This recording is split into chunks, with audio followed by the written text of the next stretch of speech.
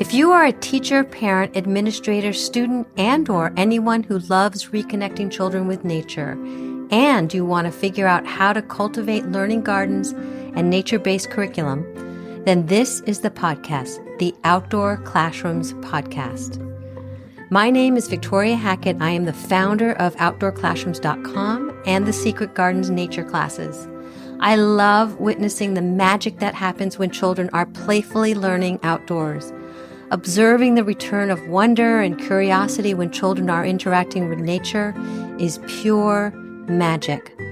This is the podcast that is going to help you capture children's interest and give you not only inspiration, but some real life strategies that are going to help you figure out how to use the outdoor space, your outdoor space, as a teaching tool, so you can enlighten the playful learning experience for young children. Welcome to our Outdoor Classrooms community.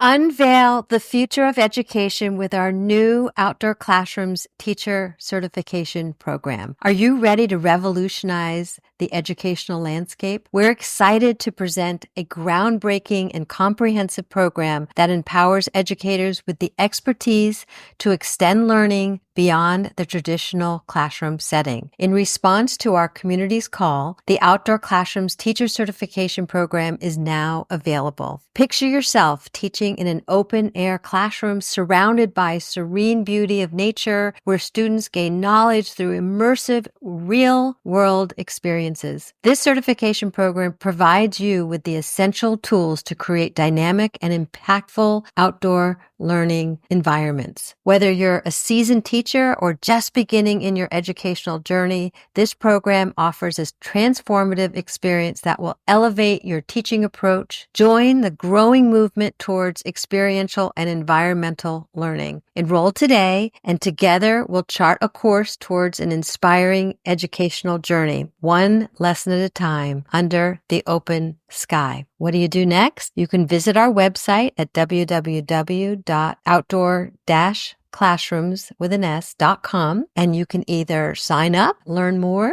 or not too sure, you can sign up for a one-on-one call with me, complimentary, and I can tell you more about the program and see if it's the right fit. Enjoy. You are in for a very special treat today with our special guest. I want to formally introduce her. Amy Wood's passion for nature has been a defining feature in her classroom throughout her 25-year career in early childhood education. Guiding toddlers through kindergartners in various Montessori schools, she has consistently integrated the natural world into her teaching. Currently, Amy serves as the lead preschool teacher at the Shed Children's Campus, a nature-based Reggio Emilia-inspired school in Andover, Massachusetts, where her students explore the woods daily. In 2018, while working with toddlers, Amy attended a workshop titled, "Why Making Learning Visible is Important to Parents, Teachers, and Children." Inspired by the workshop's focus on capturing and showcasing the learning process, she developed a journaling program to support all areas of development. This program also addressed a common classroom challenge, the upset children felt when their prized drawings were misplaced. By incorporating journaling, Amy created a way for children to preserve and reflect on their work, fostering pride and a deeper engagement in their learning. This transformation approach has since become a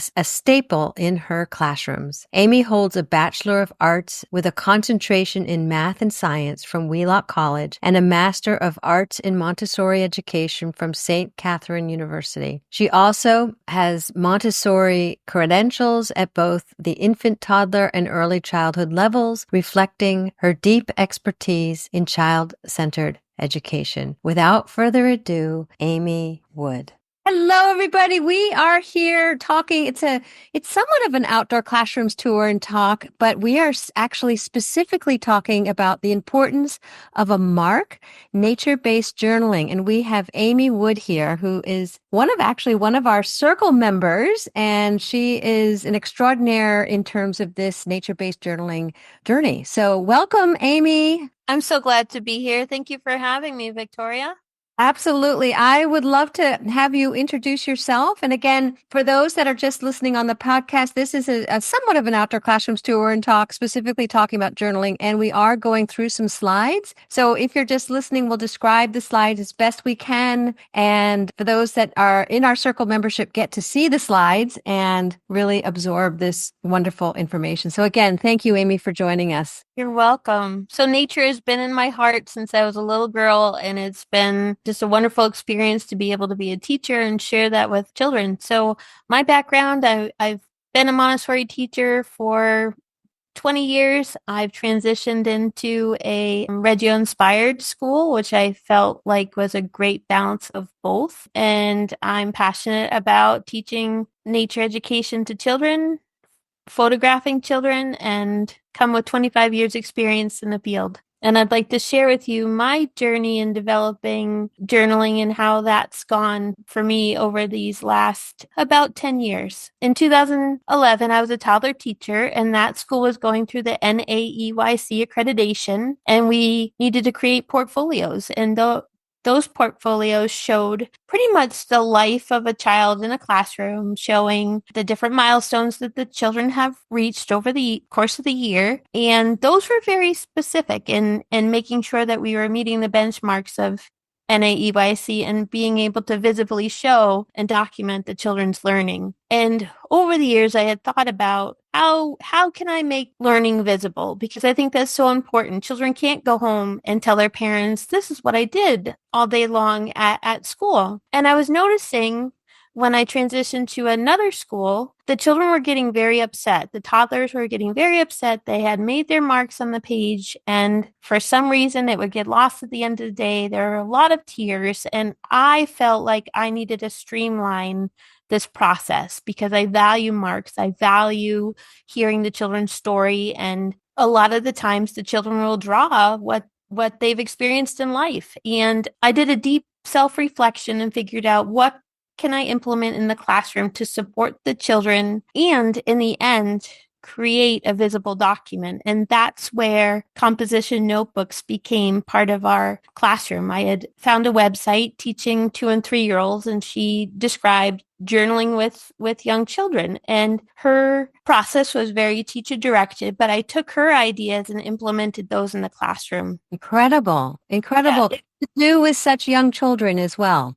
it was a transformative process. Honestly, I was able to put into practice things that I learned from OT workshops, different professional developments from language specialists, and each child's composition notebook flowed to meet the needs of that child and what they were interested in. And that was a really exciting turning point. Love pulled this out from their tears, and the loss of documentation along the way. I love that. So thank you. Oh, thank you. Yeah, there was nothing worse than at the end of the day trying to solve a toddler's tears and being able to what do you mean? Your paper. So that's what was exciting for me. So it's been an evolution of a process over the years. And as many of you know, the importance of a mark, being able to create these marks on pages leads to hand-eye coordination, fine motor skills, spatial awareness, which I hadn't thought until I took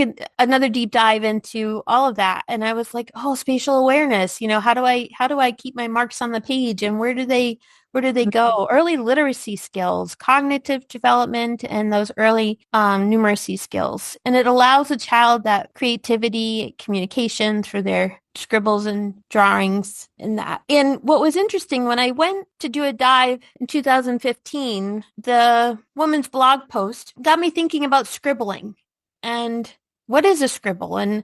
And I took another deep dive, and I came across Rhoda Kellogg. And Rhoda Kellogg was an early pioneer in thinking about children's art in a new way. Because many psychologists were looking at children's art and trying to analyze it and put their take on things. And Rhoda Kellogg wanted to see how scribbling unfolded. It was a really cool process of learning more about her life. So she has an international reputation for her pioneering and research in children's art. And She worked at the Phoebe Hearst Preschool Learning Center out in the San Francisco Bay Area. And she collected over 500,000 children's drawings from about the age of Oh, 20 months to 5 years old. And she started categorizing them. So teachers would send in samples. The teachers would mark how old the child was, 4 years, 3 months old, 2 years, 9 months old. And she started putting them into subcategories. And I'll share those with you. And she had said that scribbles are the building blocks of children's art. And it's so wow.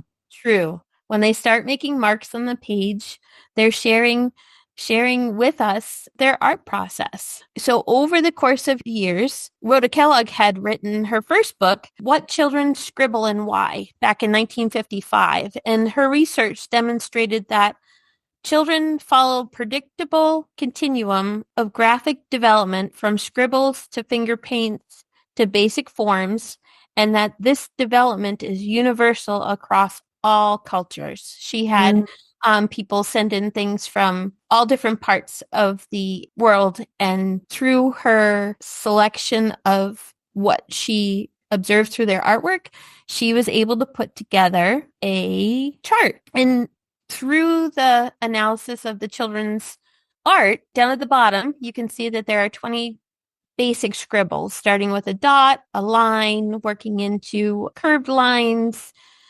those loop-de-loops, this in the circles. And I'm sure many of you, when you're thinking about your classroom right now and you have your 3 and 4 year olds, the circle drawings come underway there. And then from that, she realized that children are then able to make 6 diagrams: the mm, cross, the square, the circle, the triangle, a little amoeba, and then an X. And then combining the scribbles with those 6 diagrams, Rhoda Kellogg put it in combination that they're using oh, 2 of those at the same time. And then once that got developed more, she called them aggregate, and they were a combination of all three leading up to the big pictorial stage with you have the little circles with the faces and the arms coming out. So I thought in thinking of that as a toddler teacher, it was so helpful to know that the children are processing, they're making the art, they're doing these things, and it's the process, not the product, and to remember that. And then through the composition notebooks, we were actually able to see these basic scribbles yeah. underway, and that was really, really exciting. So for those that are listening, we are looking at all these different stages in a complete diagram, and it's absolutely amazing. So again, just to let you know what we're looking at. So in thinking of this, I think we have, as teachers, we want to be that observer of the child and let it unfold. And there was one piece that Rhoda Kellogg was talking about, is that we unassumingly place our, at times, thoughts and ideas on the children as to what it's supposed to represent. And we need to be very careful that we allow the children to let us know what they've made. And by asking open-ended questions, show me, tell me about this, that we can get sort of the cognitive development of the child and better understand where they're coming from, and to know that the marks on the page, there's a process to it all. And from about late 3s, late 4s, that's when we'll actually be able to see the pictorial representation come about when the children start to draw. It's incredible, isn't it? I love this evolution. So, leading into working with preschoolers now, I wanted to set the tone to be careful observers in our environment, whether we're outside listening to the birds, feeling the textures of the trees that we have on campus. How can I bring the great outdoors down to a microscopic level to then let's hone in on these little tiny details. So to start the process this year, I introduced observational drawing. And just these are some zinnias. They're in a vase, and there's paper around on the table. I'm letting our listeners know what's in the picture on the page. So there's zinnias in a vase, and I have markers, colored pencils, and crayons at the table. And the children at their leisure can just come and start. And at first, the kids were like, "Well, I can't draw that." And that's like too hard. And I said, actually, if we break it down, I bet you it's going to get easier. So the petals of the zinnia, do they kind of go like, and I'm mimicking like making like a little loop with my finger? Do they kind of make like a little kind of upstroke? Like a little, how could we make that upstroke on the page with our crayon? And I sat down with them and I actually did upstrokes with my crayon. I said, oh, look, you just kind of move your hand and go up, and you can go up to the left and you can go up to the right. And then when I get to the top, I have to kind of curve. Oh, make that again. And I had a few that came over and were curious about it and had great success. Wow. Yeah, we've been talking a lot about observation this year, and we took a dive into who's making that hole in that pumpkin. And it took us a couple of months to figure that out. And this little guy here is drawing a pumpkin. I had pumpkins out on the tray, the colored pencils were out, and it was just to plant that seed of, let's take a closer look. Let's see if we can capture what we're seeing and capture that on paper.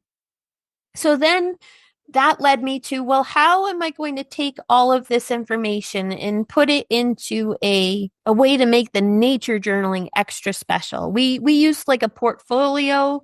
We call it a journey binder at our school, and that has a lot of pictures and some of the kids' artworks, but I wanted this to be extra special. So I used the composition notebook.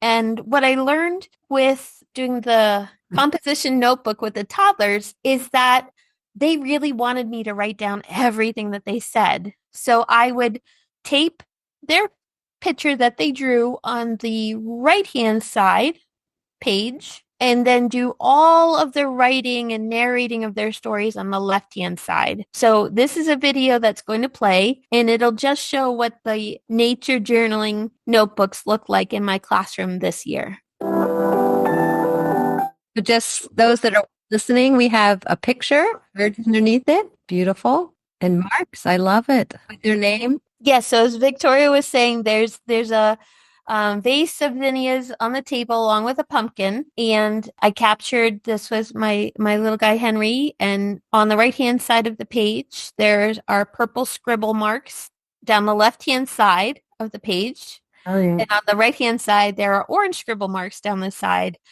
representing what he saw in front of him, the zinnias on the left and the pumpkin on the right. And I captured a picture of him and just I wrote a little explanation as to what he was doing at that point. So it's been a transformative process. It's incredible to me because you really see in this picture that we're looking at, you see his scribble marks in the journal, which is so well done. And you have the pumpkin and the zinnias and the colors. The fact that he could pick out the right colors, the fact that the colors are on the right side of the page, which parallel what he's looking at. There's so much that's going on there. And then if you can go back to your graph that you were sharing earlier, that you could really identify what the scribbles were and what state of development he's in. It's so interesting to dissect all of this, and you can see how to incorporate that into your class and make something like what you're doing so extra special. And what a memory for these families to capture these stages of their writing and their art. It's incredible. I'm so glad that you mentioned memories, because in the first launch of the composition notebook in that second toddler class that I was mentioning, it was the memories. And I had siblings of that first generation of students that I rolled this out with, and they came asking, are we going to have this composition notebook? And it turned into the best gift that I could give the parents. And as we're talking about that, it was great to use at parent-teacher conference times, because it was right there in real in progression from the beginning of the year, the middle of the year, and all of that. In, the children, because the children can scribble, I started talking about cursive. And you know what? If you know how to scribble, then you know how to write your name. And they would scribble and they would have their name, and you could see each child had their own scribble. And the children in the classroom started to know, oh, that's so-and-so scribble. because it looked like this, or that's that's Mikhail's scribble because it looks it, and they just all knew, and that for me was a turning point in the making the learning visible, and then connecting with the parents, and then to have the siblings come and want to do it too. What more could you want with? What a gift for you. Yeah. Yes. So then taking the observational drawing, we started just doing small. We went out, this is the front door. I had this tarp was an old half dome beach tent that I cut apart, and it's a triangular shape, which actually worked really good because it kind of focused the children to what we were doing. And to get ready for this, I have a bag which I'll show in another video that has the supplies. When we go outside, I set up the clipboards with that's just copy paper cut in half, and each child carries out their own clipboard, and I carry the other supplies. I think I might invest in a backpack that is just specifically for going out for nature journaling. So here we were just focused on the potted plants that the kids see every day when they come to school. There's a little boy on the left that has his pencil up, and he's talking at that moment, and I'm asking questions. Well, what do you see? What colors? Oh, those are the flowers. Oh, there's some red. There's some the oh, look at those little tiny blue ones. And oh, it's the vine is kind of coming down on the right-hand side. And there's a clipboard in the middle by the box of crayons, and that's my marking. So I started to do marks with the kids so that they could see, okay, well, the pot kind of goes like a big U. So you have to kind of go down and up. And then the vines will, oh, that's just a line down. And then, oh, I see the flower on the left that's kind of hanging over, that kind of looks like lines going up and down, and just narrating to them and honing them in to just look and see. And they had a fantastic time. And we were only 2 feet away from school. We were only 2 feet away from school because I wanted to be able to, you have to develop the trust to take the kids outside to go on a journey adventure. Our campus, we have access to, I think, over 20 acres. So making sure that we're listening and following directions, start small, and then work on that trust, and then venture on to other ventures. This was so this is kind of interesting. So there's 3 kids sitting around on the tarp. We're in a different location this time. There are lots of leaves on the ground at this point. And I thought we were going to be drawing about trees, but it turned into a leaf rubbing activity. And I was actually kind of glad because, the leaves will crumble up and disappear, but we'll have the rubbing of the leaf. And we talked about colors, and one of the girls chose purple to rub on her leaf because that's her favorite color. And I had to roll with it at that point because it's more about the process, not the product. Obviously, she knows that trees are in different colors.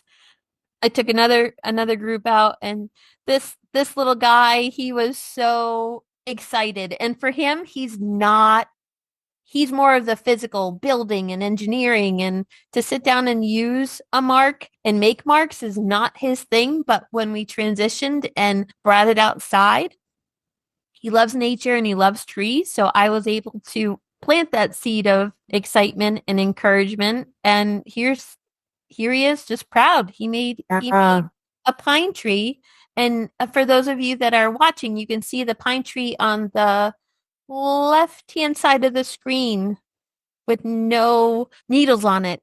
And we talked about, that sometimes there's the deciduous trees that lose their leaves, and the coniferous trees, like the pine needle trees, some of them lose their needles. So it was science and art and journaling all in one.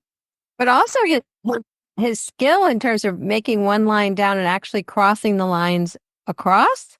When you say, "Oh, this is a tree without needle," I mean, really, that's exactly what it is. So it's incredible. Yes. Okay. So here's a photo. You can just see the kids. They're just enjoying themselves. Some of the class. This was one that I brought out one day when we call it lower field. It's just a big field with lots of big. I think there were oak trees, and then we have some black walnut trees down there. And I just put it out as an outdoor offering, and they just got really comfortable looking at the tree that's on the right-hand side of the screen and drawing what they saw. And I was able to narrow, oh, I see light brown and dark brown. And ooh, the bark kind of goes, what's that? When it kind of goes, oh, it's jagged. It's jagged. Again, what a great Introducing word. all of those adjectives Yeah. to help describe what they're seeing in great detail. This one is especially sweet. I have had a boy who has been at home, very attached to mom and dad, and he joined after everybody else had left. He had come over, he was a little cautious. He had observed everybody else and he came over and I was able to have this sweet little moment with him. You may or may not be able to hear it, but he says that he's making this for his mom and dad. Mommy and dad. Yeah. You see another shade of brown? Check inside here. You see another shade of brown? Oh, what's that one called? Oh, that's called chestnut. Yeah, it looks a little burnt. You're right. Oh, that matches your leaf. So it was this boy who's has a clipboard in front of him. He's already made some red marks on the page, and to the left of him was our box of crayons, and he was with a little bit of help able to engage. And for him, that was big. So I think thinking of like Howard Gardner is coming to mind right now. The how each person learns. You know, there's ways that we can engage all learners in nature and journaling. And I was just so excited for Wow, him. that's so great. Yeah. Another win. Another win. Yeah. So here's another example. There are 6 kids in this small group that I took out. We had gone down to Lower Field. They figured out that we were looking at buckeye trees. And I have a bag. I use a Target bag right now, but I'm going to, I think, invest in a backpack to put all the supplies in. And they're just enjoying their time in it and what they're doing. But I think, Amy, what I love about these is that they look like they've done this.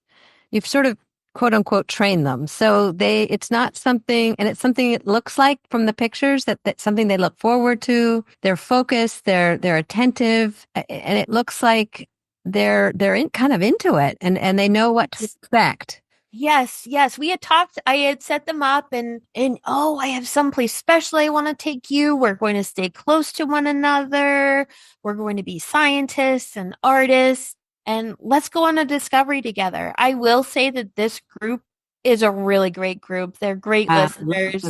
They're excited. They love those sprinkling seeds of knowledge. And But they all have their clipboards and they're all engaged and it just is striking actually. So yes. you're doing it. Yes, and it's so exciting because all of this truly, Victoria has unfolded organically, and that's the part. If we force it, it's not going to work. It has to, you have to take your cues from the children. Well said. Yeah. I'll just share a little video and go from there. Yep, we're looking at the buckeye tree with some vines and berries. I'm making some grass. You see the grass? Yep. Wow. Focused they are. It's amazing. Some gray and some brown. Why? So I think in the future, what I'll do is set up a couple of different pencil boxes with crayons. And I think the pencils need sharpening and they break. I think I might transition to just using crayons when we go out. I know that one of our outdoor classroom members had said that they will draw in lead pencil first and then invite the color. Interesting. So yeah, I think you can play with it in many different ways, but I think I need to add more mark making boxes with the group, just sort of as I'm looking at this now. Always reflecting as an educator. It's awesome. Yeah, definitely. How can we do it better? So here's another just a little snippet. You can see in the back my little bag with the colored pencils. What did you tell me it was? Buckeye trees. The buckeye trees, yes. Wow. You did that. So where's the grass? Right here. Right there. Where's your buckeye tree? Right here. Yeah, and then what's that here? The vine. The vines, yes, over there. There are some vines. When I got close to the vines, they had thorns. They had little thorns. Mm. Tiny thorns. Tiny thorns, yeah. You're drawing what you see. Oh, I know. My heart sing. Yeah. And he's one that can't get enough of the sprinkled seeds of knowledge and applying what he's learned, and that was priceless. That one was priceless for me. So in the classroom, I do have these on a shelf because they're a little bit extra special. But I think what I am going to do is add a basket in my classroom similar to the one these were IKEA rattan baskets that can are square. They fit in all places very well. And I think I'll add a basket with clipboards in the classroom. So if they want to draw what they are observing, we can add that too. So thanks again, Victoria. This oh, I'm so wow. excited to be able to share and hopefully inspire others that it doesn't take a whole lot to get the journaling process going. It's just magical. And I love how your point of it being needing it to be organic, but I also love how you facilitated conversation about inviting children to look at the shapes of what they're looking at, which then breaks down into their worlds and their little eyeballs and how they can look at something. And I think it's just again, these incredible gifts that you're offering,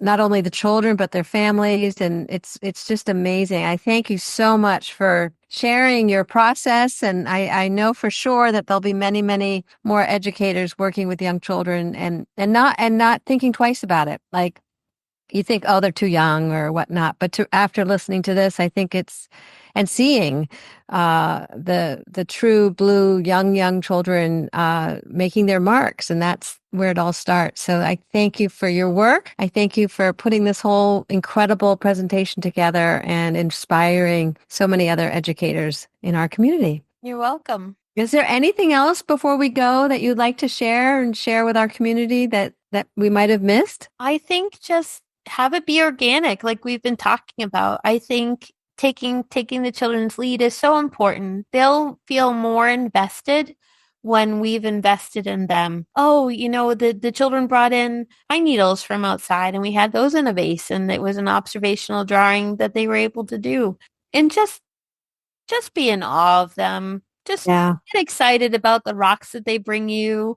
Get excited about the walnut parts that they bring you and share in their love for nature. Ah, thank you. So if anybody wanted to find you or learn more, where could we find you? And I'll put all of that information in the show notes as well. But Oh, I can be found on LinkedIn and I can be found via email and I'll get that to you. yeah, we'll put all that in our show notes. So if you're interested in learning more from Amy, her information will be in the show notes. So thank you again. You're welcome. Bye-bye. Take care.